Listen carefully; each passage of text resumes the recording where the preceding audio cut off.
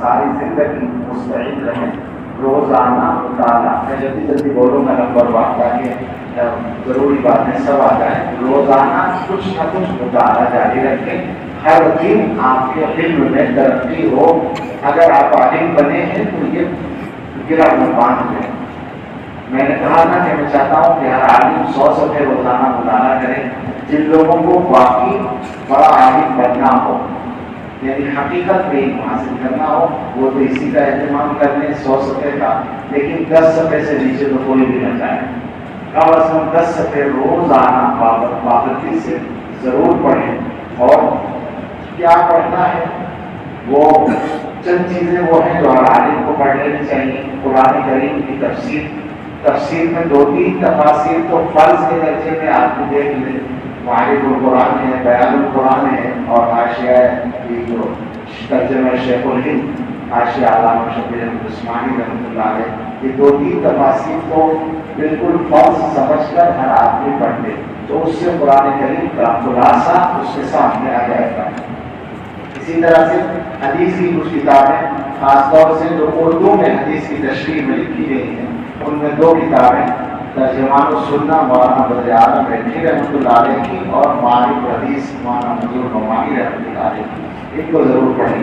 ان کے علاوہ بھی بعض کتابیں اس انداز پر لکھی گئی ہیں, جیسے مولانا خالد محمود رحمۃ اللہ علیہ کے ان کی آثار الحدیث ہے, وہ بھی مفید کتابوں میں ہیں. باقی حدیث کی تشریح میں جو کتابیں لکھی گئی ہیں ان کو پڑھیں. اسی طرح سے فقہ کی کتابوں میں عربی میں اگر پڑھ سکتے ہوں تو بدائع الصنائع ضرور پڑھ ڈالیں, اور باقی مفصلات میں سے جو پڑھیں. اردو کے فتاوا میں سے ہمارے جو اکابر کے معتبر فتاوا ہیں ان میں سے کوئی ایک کتاب اس کی پوری جلدیں ضرور پڑھ لیں. آسانی کے لیے میں بتا رہا ہوں. اسی طرح سے عقائد اور کلام کے موضوع پر ہمارے اکابر نے جو مختصر لکھا ہے اس کو پڑھیں, اور سیرت پر کتابیں پڑھیں.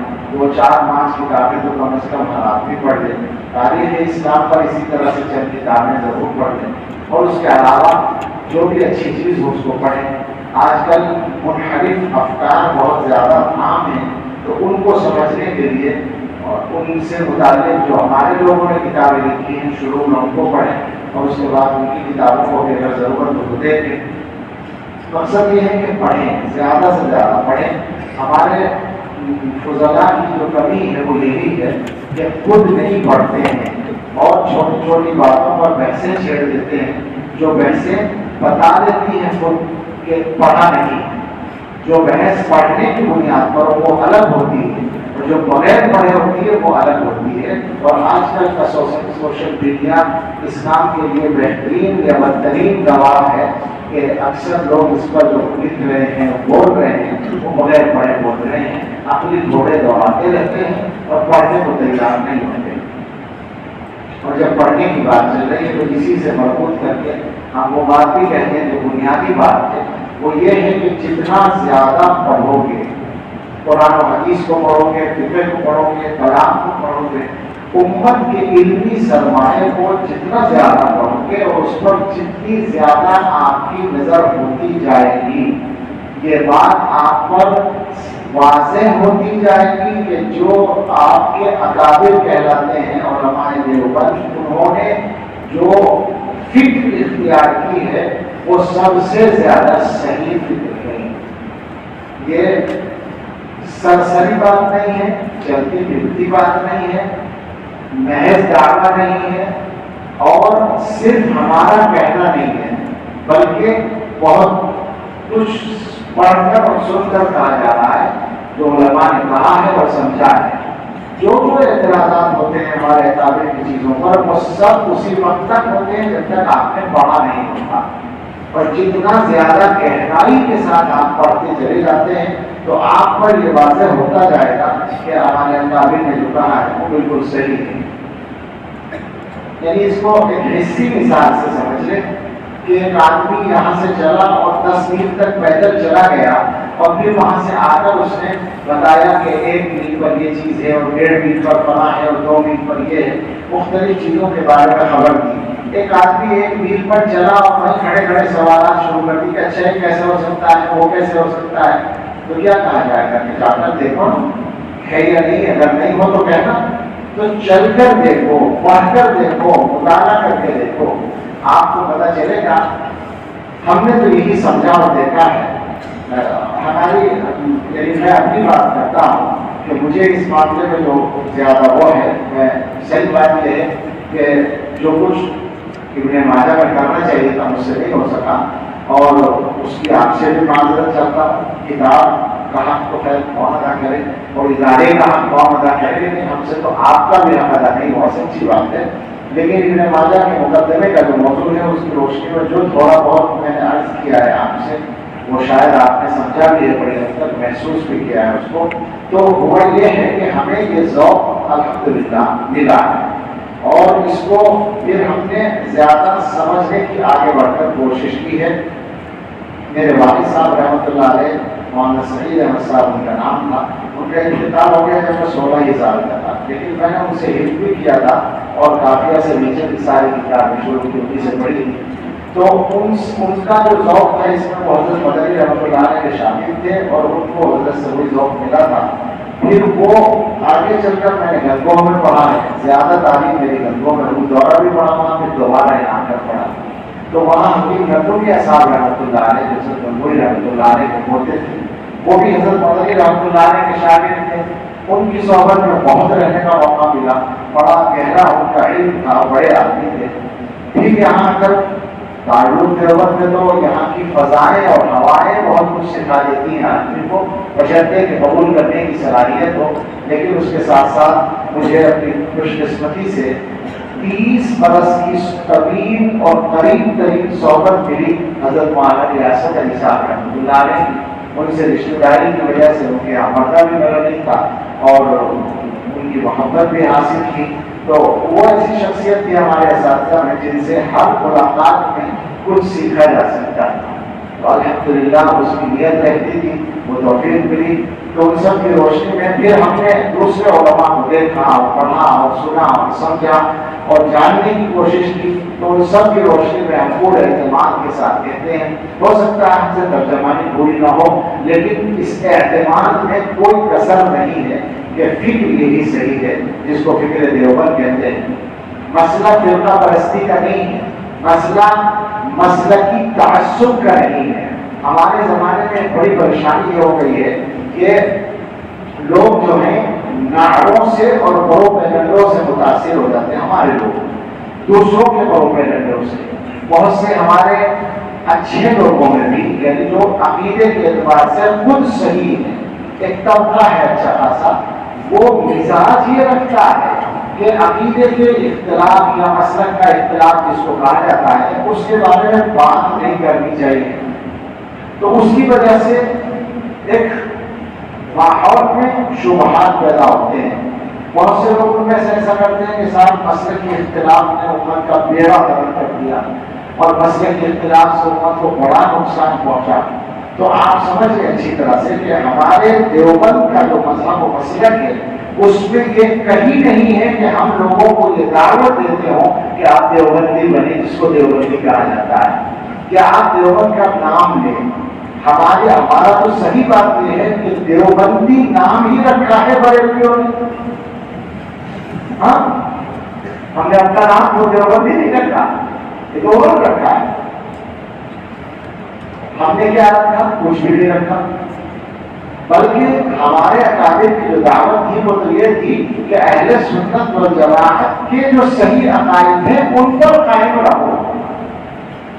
اب اس میں ہوتا کیا ہے, بہت سے حضرات نے بحث اٹھائی اپنے لوگوں نے بھی کہ دیوبند کوئی مسلک ہے یا نہیں. اگر مسلک ہے تو نئی چیز ہے, اور اگر مسلک نہیں ہے تو کیوں کہتے ہو مسلک. تو میں نے کہا کہ نہیں, یہ دونوں باتیں ٹھیک ہیں, مسلک ہے بھی اور نہیں بھی ہے. نہ ہونے کا مطلب یہ ہے کہ دیوبند میں کوئی نئی بات نہیں ہے. دیوبند میں وہ سب ہے جو اہل سنت والجماعت کا مذہب ہے. لیکن پھر نئی بات کیا ہے جس کی وجہ سے ایک امتیاز قائم ہوتا ہے, تو وہ یہ ہے کہ ہر دور میں غلط فکر والے لوگ کچھ چیزیں سامنے لاتے ہیں. اس کی ترتیب اہل حق کی ذمہ داری ہوتی ہے. اہل حق اس ذمہ داری کو پورا کرتے ہیں. ان کی تردید کے لیے جو کچھ لٹریچر سامنے آتا ہے وہ صحیح مسلک کی پہچان بن جاتا ہے. آپ نے پڑھا ہوگا اور یقیناً پڑھا ہوگا، یہ میں ویسے ہی نہیں کہہ رہا ہوں، کہ امام مالک رحمۃ اللہ علیہ سے پوچھا گیا اور بعض جگہ لکھا ہے کہ امام ابو حنیفہ رحمۃ اللہ علیہ سے پوچھا گیا کہ اہل سنت کی کیا علامت ہے، تو انہوں نے کیا فرمایا؟ ان تفضل الشیخین وتحب الخدنین وتربص علی الخفین، شیخین کو فضیلت دو اور خدنین یعنی دونوں دامادوں حضرت عثمان اور حضرت علی رضی اللہ عنہما سے محبت رکھو اور مسح الخفین کو جائز سمجھو. یہ تین علامتیں بتائیں، کس چیز کے مقابلے میں؟ شیعیت کے مقابلے. تینوں علامتیں وہ ہیں جو شیعہ سے ممتاز کرتی ہیں.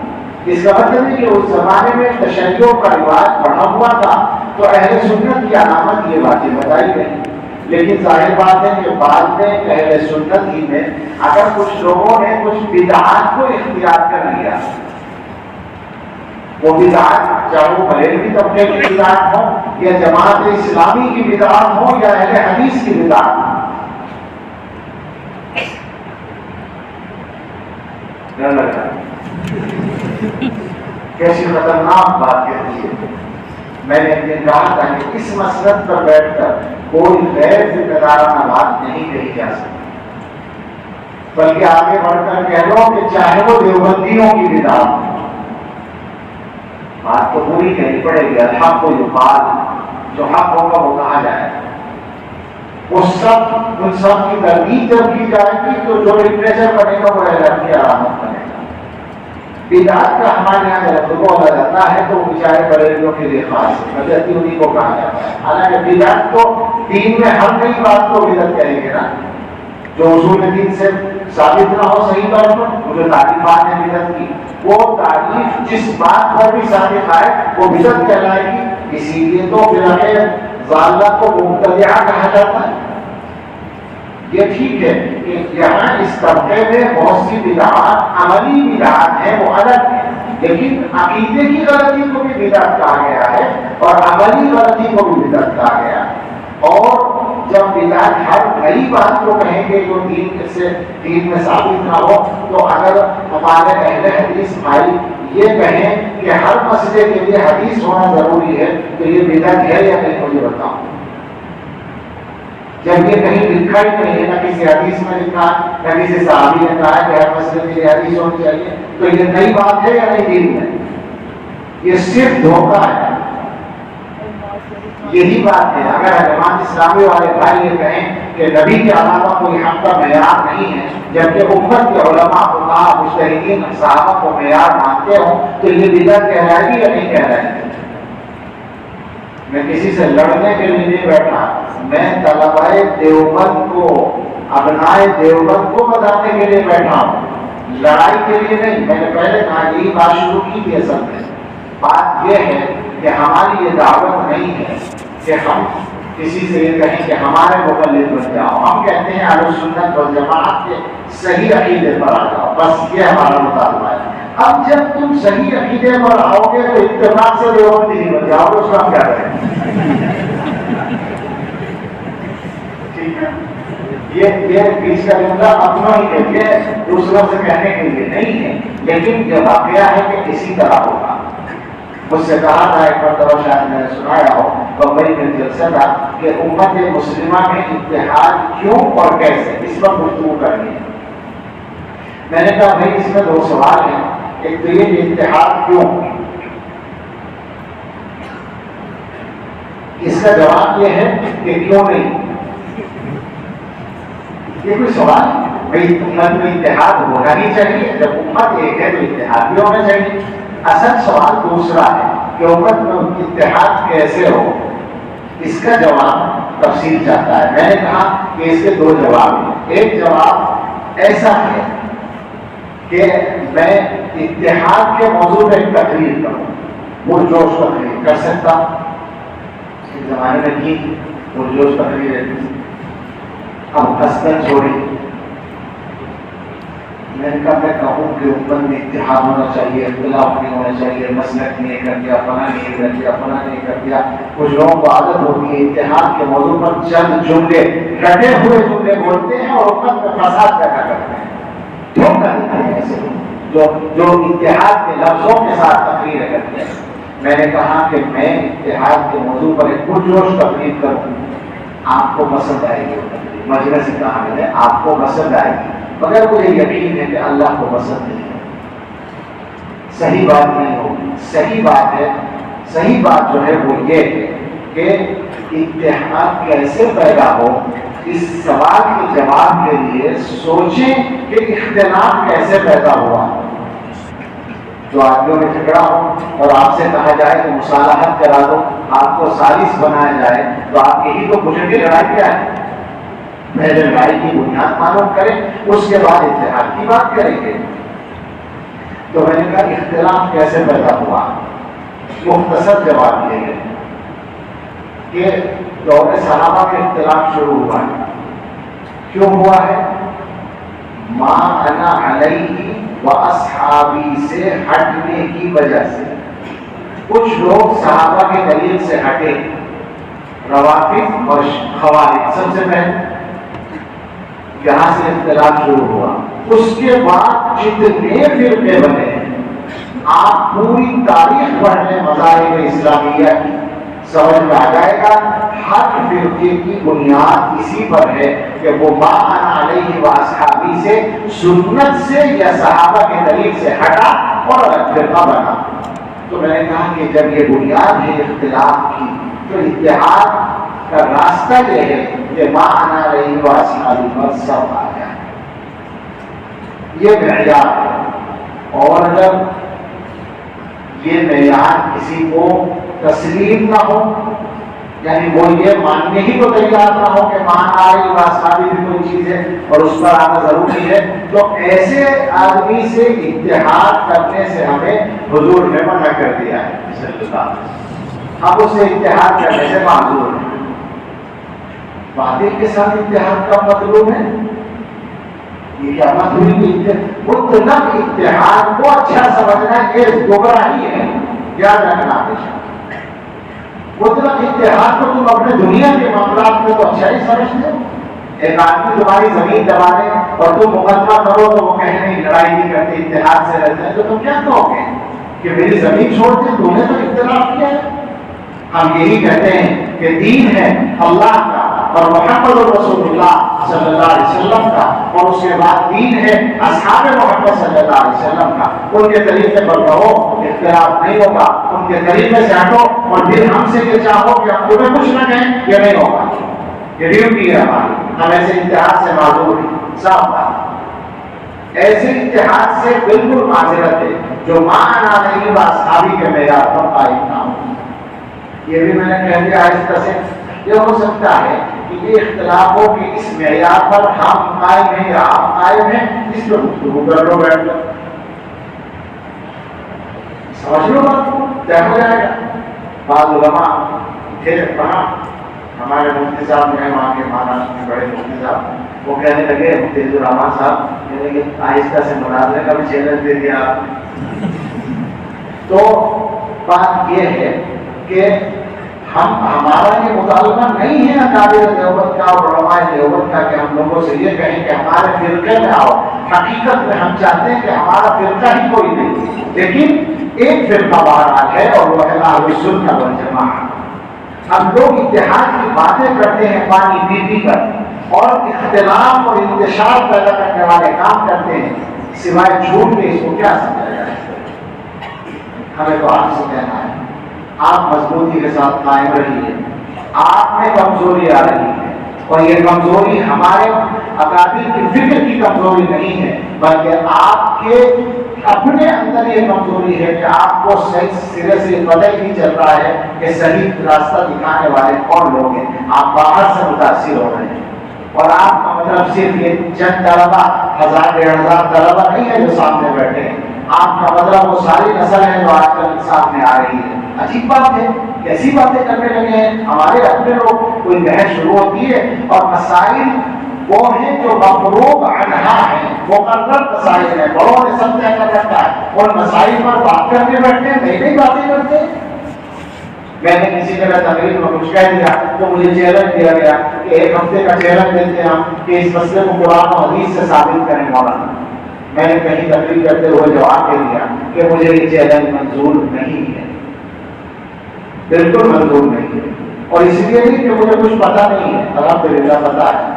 اس لیے منظور نہیں ہے کہ میرے سر میں درد نہیں ہے کہ میں اس کو قرآن و حدیث سے ثابت کرنے بیٹھوں، اس لیے کہ میرے بڑے ثابت کر کے جا چکے ہیں. جو مسائل امت میں طے ہو چکے ہیں، ائمہ ہمارے اکابر طے کر چکے ہیں، ان میں آپ کے غور کرنے کا کیا مطلب؟ آپ ہوتے کون ہیں؟ 2 لفظ آتے ہیں، آپ کا سر چھوٹا ہے، آپ کا ہاضمہ خراب ہے، آپ سمجھ رہے ہیں کہ ہمیں بہت کچھ آ گیا. پڑھو تو پتہ چلے گا. ہم میں سے 100 آدمی مل کر بھی علامہ برشا کشمیری کے برابر نہیں پڑھنے والے ہیں. علامہ کشمیری تو پکے مقلد ہیں. علامہ کشمیری تو اپنے اکابر کے طریق پر ہیں، وہ تو شیخ الہند کی جوتیاں سیکھی کرتے ہیں، اور تم ابو حنیفہ کے زمانے پہنچتے ہو. سوچو ذرا کہاں جا رہے ہیں، کیا باتیں ہونے لگی ہیں. چھوٹے چھوٹے آدمی، یہ زمانہ عجیب فکروں کا زمانہ ہے. آپ سے یہ کہنا ہے کہ فکر کو سمجھیں، صحیح فکر کو، اور علماء کی کتابوں میں نے بار بار یہ بات جلسوں میں بھی کہی ہے، تعلق کے وہ بھی سنا دیتا ہوں. کچھ نئے لوگ بھی ہوں گے کہ محمد اوباما جو اس زمانے کے بہت بڑے محدث ہیں، بلکہ بعض اعتبار سے تو بہت ہی ممتاز ہیں، وہ انہوں نے یہاں دارالعلوم کے دفتر اہتمام میں بیٹھ کر 2010 میں شاید وہ آئے تھے، اہتمام میں بیٹھ کر انہوں نے اساتذہ محترم صاحب کی موجودگی میں کافی دیر گفتگو کی تھی.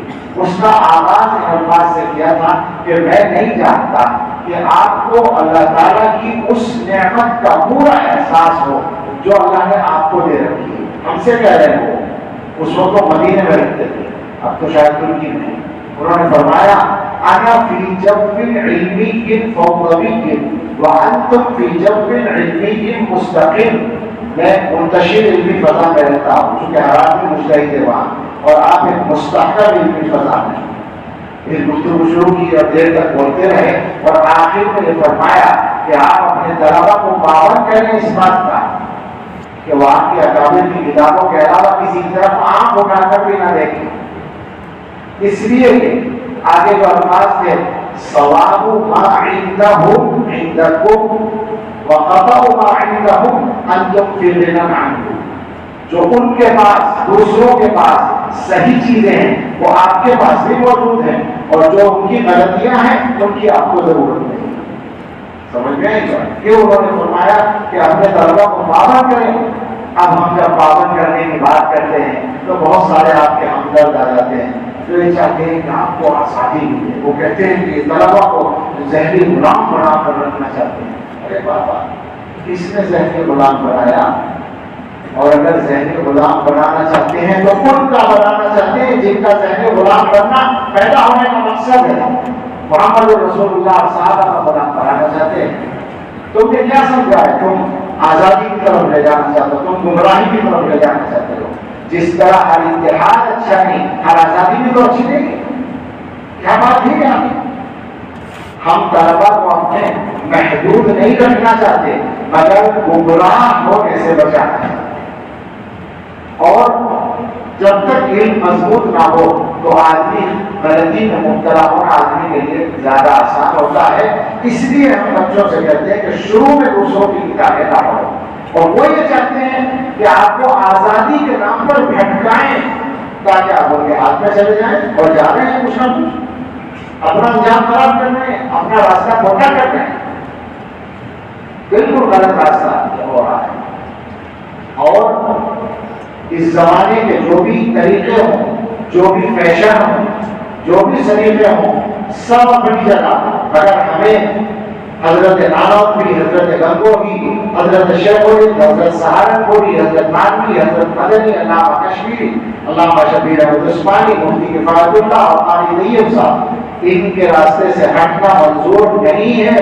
اور جو ہٹے گا ہم بتاتے رہیں گے انشاءاللہ جب تک جان گزار ہے. ہم بتاتے رہیں گے، ہر ایک قدم پر ہم مساوارہ قدم سے دیکھ کے چل، ہاں دیکھ کے چل کہتے رہیں گے. وہ کوئی بھی ہو، ہم بہت چھوٹے آدمی ہیں، ہماری کوئی حیثیت نہیں ہے، مگر جو صحیح بات ہے جو بڑوں کی بات ہے وہ بڑی ہے، اس کو ہم ضرور کہتے رہیں گے، بخشیں گے نہیں، صاف کہیں گے، سلیقے سے کہیں گے، کسی کی بدنامی کے لیے نہیں کہیں گے، بدخواہی کے لیے نہیں کہیں گے، مگر صحیح راستے پر قائم رکھنے کے لیے کہیں گے۔ راستہ وہی ہے۔ یہ میں نے شاید کسی کو سنایا تھا کہ بڑھیا نے امام مالک کسی آدمی سے ایک مسئلہ پوچھا تھا، تو اس نے کہا کہ میں تمہیں مسئلہ حدیث سے بتاؤں یا امام مالک کے قول سے بتاؤں؟ تو اس بڑھیا نے کہا امام مالک کے قول سے بتا دو، کیونکہ وہ تم سے زیادہ حدیث کو جانتے ہیں۔ تو ہمیں کیا ہی بات، بس یہی بات ہے کہ وہ بڑے جن کے علم کا پاسن بھی ہم نہیں ہے، ہم تو اتنا زیادہ انحطاط پا رہے ہیں کہ جن بڑوں کو ہم نے اپنی آنکھوں سے دیکھا ہے ان کی بھی کوئی مثال نہیں ہے۔ لے دیں گے ایک دو آدمی رہ گئے، حضرت مولانا نعمت اللہ صاحب دعوت برکاتوں اس قافلے کا ایک آدمی بچا ہے، ورنہ وہ مثالیں ہی ختم ہو گئی، وہ قسم ہی ختم ہو گئی علماء کی۔ اللہ تعالیٰ کی مرضی ہے، جس طرح چاہیں گے اللہ تعالیٰ اپنا دین کا کام چلائیں گے۔ یہاں لوگ بات کرتے ہیں اور زمانے بولتے ہیں اور بڑے قابل پر، یہ اس زمانے کے لوگوں کی مثالیں ختم ہو رہی ہے۔ تم کہاں کی بات کرتے ہو؟ تمہارے پاس رکھا کیا ہے؟ دو چار کتابیں پڑھ کر اپنے آپ کو سمجھے رکھتے ہیں کہ ہم عالم ہو گئے، ایک ایک موضوع پر لاکھوں لاکھ صفحات پڑھنے پڑتے ہیں، تب جا کر آدمی عالم بنتا ہے۔ تو آپ سے کہنا ہے کہ آپ صحیح فکر پر قائم رہنے کی فکر کریں، رکھیں ہمیشہ، اور مطالعہ جاری رکھیں۔ یہ بات یاد رکھیں کہ ہم پڑھنے سے روک نہیں رہے، پڑھنے کے لیے کہہ رہے ہیں، اور ہم یہ دعویٰ کر رہے ہیں کہ جتنا پڑھو گے اتنا اپنے قابل کی فکر پر مضبوط ہوتے چلے جاؤ۔ دوسری بات یہ ہے کہ دو تین باتیں ہیں جن کا تعلق عمل سے ہے۔ وہ تو ظاہر ہے اور مسلمان کو دین پر چلنا چاہیے اور عالم کو اپنے علم پہ عمل کرنا چاہیے، بات ختم اور ساری بات ہو گئی۔ لیکن کچھ چیزیں ایسی ہیں جو الگ الگ کر کے کہیں جائیں تو آسان ہوتا ہے۔ آپ عالم بن گئے تو ایک تو آپ کی ظاہری وضاحت ہے، اس کی اہمیت ہے، عجیب کمزوری ہے ہمارے ماحول کی، اور یہ ہم اقرار کرنا چاہتے ہیں کہ شاید یہ ہماری کمزوری ہے کہ ہمارے بچے یونیورسٹی میں جاتے ہیں اور وہاں کے ماحول میں رنگ جاتے ہیں، ان کی داڑھی بڑی کیسی چل جاتی ہے اور ٹوپی بھی بن جاتی ہے اور لباس بھی بدل جاتا ہے۔ اللہ جانے کس احساس کمتری کا شکار ہیں۔ آپ کو تو وہ علم دیا گیا ہے کہ من آتاہ اللہ القرآن ثم علم ان احدا اوتی خیرا منہ فقد حقر ما عظمه اللہ۔ قرآن ملنے کے بعد تو کسی چیز کو اس سے بہتر سمجھنے نہیں۔ آپ کو قرآن ملا ہے اور قرآن کا علم ملا ہے، اس کے سامنے حیثیت کیا ہے؟ اور کیا آپ یہ سمجھتے ہیں کہ وہاں رہ کر آپ دین پر قائم نہیں رہ سکتے؟ علی گڑھ کے جامعہ میں جا کر دیکھیں، خاص طور سے علی گڑھ میں، تو آپ کو نمونے ملیں گے، چہروں میں لمبی لمبی داڑیاں، پیشانیوں پر سجدوں کے نشان، کبھی ان کی تہجد پہ قضا نہ ہو، اور وہ پروفیسر ہیں اور وہ ڈاکٹر ہیں اور وہ انجینئر ہیں اور وہ قرآن کیا سمجھائیں دین پر چلنے کو؟ ہم تو ایسے لوگوں کو جانتے ہیں جن کی ڈگری کا مفہوم سمجھنا بھی ہمارے لیے مشکل ہے، اور ان کو دیکھتے ہیں تو دیکھنے سے وہ ہمارے مدرسے کے طالب علم نظر آتے ہیں، اور ایسے لوگوں کو جانتے ہیں جن کی دولت کا شمار کرنا مشکل ہے اور ان کی تہجد کی نمازیں چھوٹتی ہیں، اپنے دین کو کیا سمجھا ہے؟ تو اس لیے اپنی وضاحت میں مرد جب تک قائم رہنا، اور نماز کبھی نہ چھوڑنا۔ نماز جیسے ایمان کی علامت بتائی گئی ہے، تو آپ کی عزت کا مدار نماز کی پابندی پر رہے گا۔ آپ یاد رکھیں اس بات کو، اپنی آبادیوں میں، اپنی بستیوں میں جہاں کہیں جائیں، بحث اس سے نہیں ہے کہ آپ پڑھاتے ہوں یا نہ پڑھاتے ہوں، مسلمان کو ہر مسلمان پہ نماز فرض ہے، لیکن عالم نماز میں کوتاہی کرے یہ تو برداشت نہیں ہونی چاہیے۔ تو ہمیشہ نماز کی پابندی رہے۔ ایک بات یہ کہ تکبر میں مبتلا مت ہونا، چاہے کتنے ہی بڑے علامہ بن جاؤ۔ صحیح بات تو یہ ہے کہ جتنا زیادہ پڑھتا جاتا ہے آدمی تو علم کا سمندر اس کو نظر آتا چلا جاتا ہے، اور اگر وہ صحیح آدمی ہے تو اس کو پتہ چلتا جاتا ہے، احساس بڑھتا جاتا ہے کہ لو جی ہمیں کچھ پتہ ہی نہیں تھا، ہمارے پاس تو ابھی کچھ نہیں، یہ تو بہت کچھ بچا ہوا ہے۔ حضرت گنگوہی رحمۃ اللہ علیہ نے قسم کھا کر فرمایا تھا کہ اللہ کی قسم کھاتا ہوں کہ میرے اندر کوئی کمال نہیں ہے۔ تو حضرت خانوی رحمۃ اللہ نے لکھا کہ اس پر اعتراض ہو سکتا ہے، چونکہ یہ سچی بات ہے کہ ان کے اندر بہت سارے کمالات تھے، اور وہ قسم کھا کے کہنے کہ کوئی کمال نہیں ہے تو جھوٹ ہو گیا۔ تو اس کا جواب یہی دیا کہ ترقی کی طرف دیکھتے ہیں، اوپر کی طرف دیکھتے ہیں تو اپنا کمال نظر نہیں آتا۔ تو ایسا ہونا چاہیے، آدمی زیادہ سے زیادہ پڑھنے کی کوشش کرے، تکبر میں کبھی مبتلا نہ ہونا۔ عام لوگوں کے ساتھ، گھر والوں کے ساتھ ہمیشہ نرمی سے پیش آنا، طلبا کے ساتھ اگر پڑھانے کا کام کرو تو طلبا کے ساتھ، اور اگر معتبر صاحب کرو تو سب کے ساتھ، اپنے زیر انتظام تمام لوگوں کے ساتھ نرمی کا معاملہ کرنا۔ نرمی سے شخصیت میں زینت آتی ہے، اخلاق پر جنت کے بلند درجے ملتے ہیں، اس کا خاص خیال رکھنا۔ اور گھر والوں کے ساتھ خاص طور سے اس کے سلوک، یہ نہیں کہ ہم بہت بڑے حضرت مولانا ہیں، لہٰذا بیوی بھی ہمارے غلام ہیں اور فلاں بھی ہمارا غلام ہے۔ بہت سارے لوگ اسی خواہاں کی جڑوں میں مبتلا ہوتے ہیں اور بس پھر حال خراب ہوتا ہے۔ حسن سلوک کیا ہے؟ اس کو ہمیشہ سامنے رکھو، اور رسول اللہ صلی اللہ علیہ وسلم کی سنت پر جتنا ممکن ہو عمل کرنے کی کوشش کرو۔ ہم نے شروع میں سنت پر عمل کی ایک تفصیل بیان کی تھی، وہ آپ کو یاد ہوگی کہ تمام ظاہری اعمال کو سنت کے تابع بنا لو، تمام باطنی اعمال کو سنت کے تابع بنا لو، اور تمام اعمال کی کیفیات کو سنت کے تابع بنا لو۔ اس کے علاوہ قرآن کریم کی تلاوت کو اگر لازم بنا لو اپنے لیے، روزانہ بلا ناغہ تلاوت ہوتی رہے تو جناب عالی برکتیں سمیٹی نہیں جائیں گی۔ اور درود شریف اور استغفار پڑھنے کا معمول بنا لو، اور اس زمانے میں اگر حسبنا اللہ و نعم الوکیل بھی پڑھنے کا معمول ہو تو زیادہ بہتر ہے۔ دشمنوں سے حفاظت کے لیے بہترین چیز ہے۔ تم لوگ فی الحال 100 مرتبہ ہی پڑھنے کی پابندی کر لو تو انشاءاللہ کافی رہے گا، تھوڑا تھوڑا بھی زیادہ ہوتا ہے۔ اور باقی یہ ہے کہ تعلق سے، اپنے اساتذہ سے، مادر علمی سے، اپنے قابل سے اپنے آپ کو جوڑے رکھو، انشاءاللہ خیر ہوگی۔ حالات سب طرح کے سامنے ہیں، لیکن ظاہر بات ہے کہ حالات ہی میں سے، مشکلات ہی میں سے آسانیاں بھی نکلتی ہیں۔ بہت سے بچوں کے ذہنوں میں حالات کا دباؤ ہوتا ہے، تو ذہن کا یہ بات سمجھ لیں کہ ان حالات کے لیے آپ کیا کر سکتے ہیں۔ اگر آپ کچھ کر سکتے ہیں اور آپ کا کرنے کا مقام ہے تو ضرور کریں، لیکن نہیں ہے تو جو کرنے کا کام ہے بس اس کو کریں۔ آپ کا کام پڑھنا ہے تو آپ پڑھیں، ابھی آپ کا کام آگے کا کام نہیں کرنا ہے، جن کا کام ہے وہ جانیں۔ اور کوئی غلط کر رہا ہے یا صحیح کر رہا ہے، اس کی ذمہ داری آپ پر نہیں آتی، وہ جواب خود دے گا اللہ کو۔ حالات بے شک خرابی کی طرف جا رہے ہیں، لیکن ان حالات میں ہم اپنے آپ کو جتنا اچھا بنا لیں تو حالات کو اچھا کرنے میں بھی ہم معاون ہوں گے، اور اپنی حفاظت اور اپنے گھر والوں کی حفاظت کے لیے بھی ہمارے حالات، اچھے حالات مدد کریں گے۔ اللہ تعالیٰ سے اپنا رشتہ مضبوط کریں اور بزرگوں سے اپنا تعلق قائم کریں، اپنی اصلاح کی ہمیشہ فکر کریں، اور حضرات علماء اور اساتذہ جو ہدایات دیں اور نصیحتیں کریں ان پر عمل کریں، لیکن یہ بات ضرور ذہن میں رکھیں کہ اپنے بڑوں کے اور اکابر کے راستے سے کبھی بھی اپنے آپ کو ہٹنے نہ دیں۔ چاہے آج کل کا کوئی بھی آدمی کچھ بھی کہہ رہا ہو، لیکن اس کو پرکھیں اپنے بڑوں کی کہ قول و عمل کی روشنی میں یہی صحیح راستہ ہے، یہی سیدھا راستہ ہے۔ ورنہ آج کل کے انتشار کے دور میں ہر آدمی کی زبان بڑی ہو گئی ہے، سچی بات کہہ رہا ہوں، کوئی سوچتا ہی نہیں ہے کہ میری حیثیت کیا ہے، بول دیتے ہیں لوگوں نے بول کر جان لیا ہے۔ اور آج کل کے سوشل میڈیا نے اس بولنے کو آسان کر دیا ہے، سامنے بیٹھے بغیر بھی آدمی بول سکتا ہے، سامنے بھی کچھ لحاظ کرنا پڑتا ہے، پیچھے اس پر بیٹھ کر جو چاہے آدمی کہہ دیتا ہے۔ ہر آدمی نے یہ سمجھ لیا کہ ہر مسئلے میں بولنے کا مجھے حق ہے، بہت غلط بات ہے۔ تو اپنے آپ کو اس طرح کی غلطیوں سے بھی بچائیے، عالم بنیے، عالم بننے کی کوشش کیجیے، اللہ سے علم مانگتے رہیے۔ جب روزی کمانے کا نمبر آئے تو ایمانداری سے، اخلاص کے ساتھ اور محنت کے ساتھ معاش کے لیے جدوجہد کیجیے۔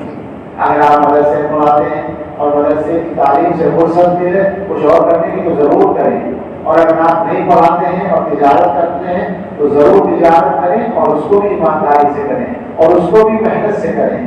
پیسے کمانے کا اگر موقع ملے تو بس ایک شرط کے ساتھ ضرور جتنا چاہیں کمائیں، اور وہ شرط ہے کہ وہ حلال نہ مشتبہ ہو نہ حرام ہو۔ یہ بات یاد رکھنا اور بھی کام آئے گی کہ شریعت کے خلاف اور غیرت کے خلاف کچھ قبول مت کرنا، عزت ملے، برکت ملے۔ شریعت کے خلاف کا مطلب وہی ناجائز سے بچو گے برکت ملے گی، اور غیرت کو محفوظ رکھو گے تو عزت ملے گی۔